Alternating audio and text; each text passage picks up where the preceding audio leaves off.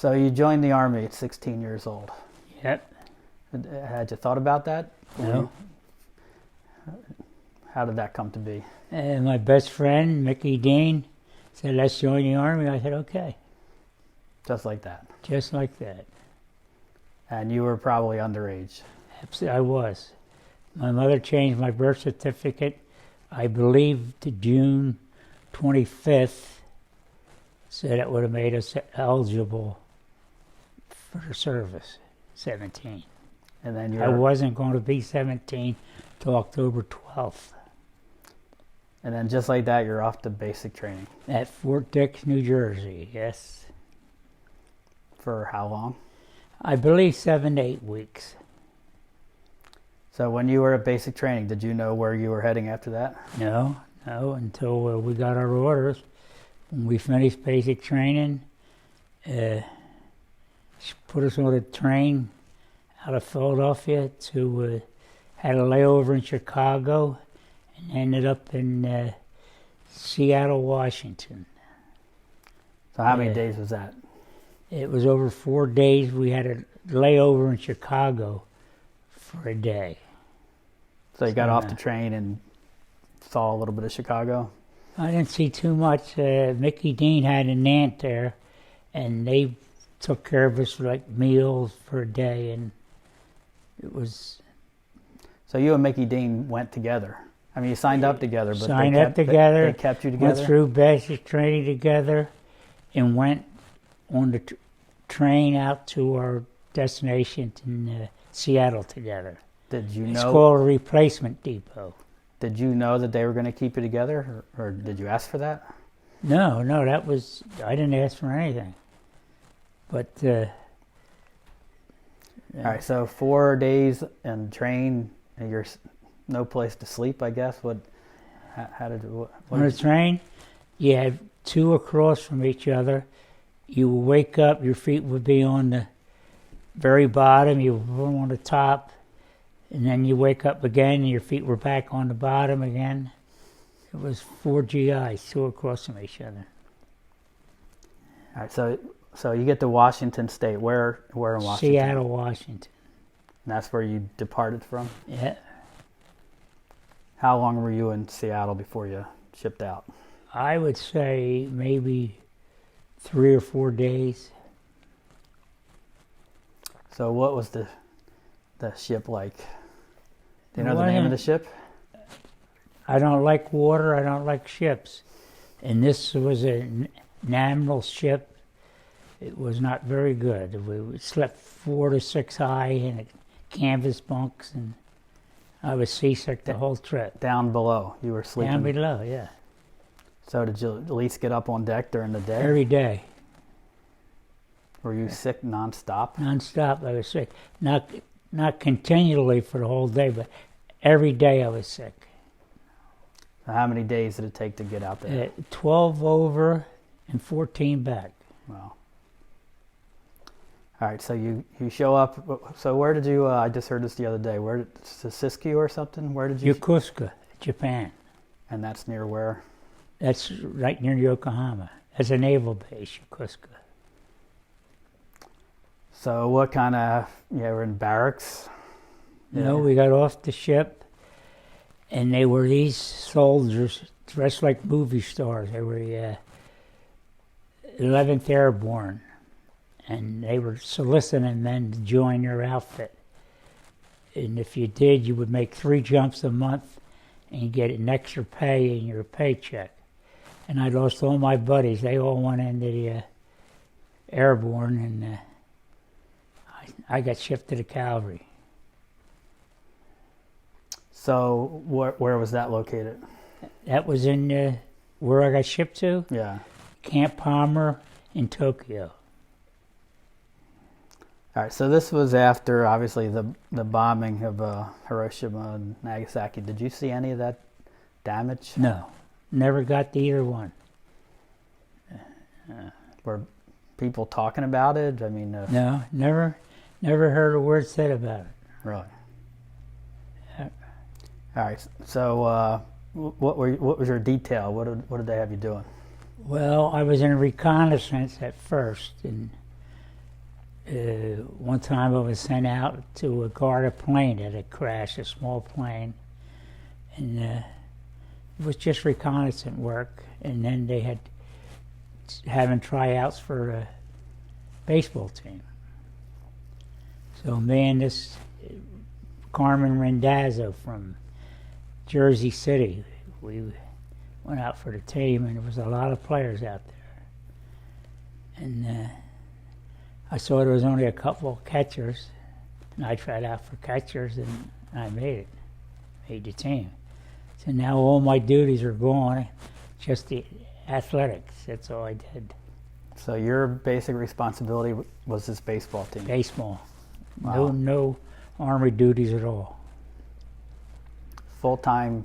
It's a full-time sportsman. And So, then did you played games? You traveled around? What? traveled around. Yeah, we traveled to different cities. I can't remember the cities, but we different camps. Played other Army teams, and we had playing our fatigues. Our uniforms got lost coming over from overseas, and we played in our fatigues.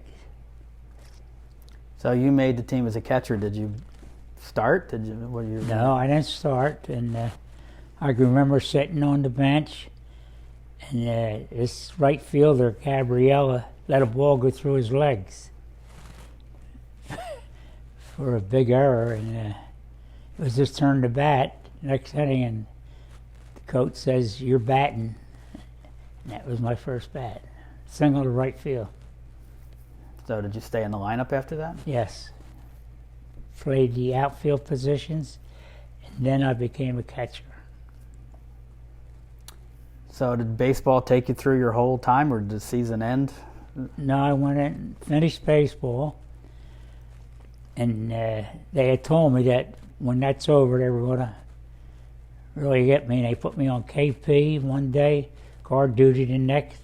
That went on for a week. And I'm coming out of the Quonset hut with a stack of trays, and a warrant officer said to me, "How you make it out, Jim?" I said, "Not very good." And he asked me why, and I explained the situation, that they were sort of getting after me for being a gold brick. And he said, "How about football?" I said, "Do I look like a football player?" He said, "I'll send you to school to learn the rules and you become an official."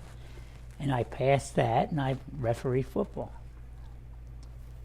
And that's my Army life. I was just athletic the whole time.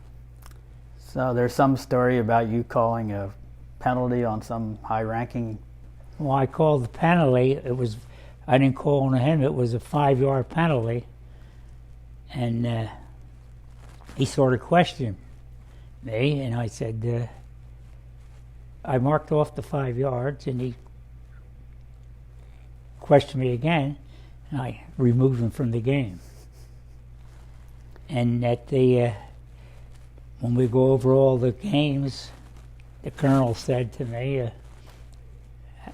what happened, I explained. And then the major, he was from Virginia. I think he was an All-American at Virginia. He was a captain playing football. And he told the colonel that I would make a good referee, that I didn't back down. So baseball season, football season.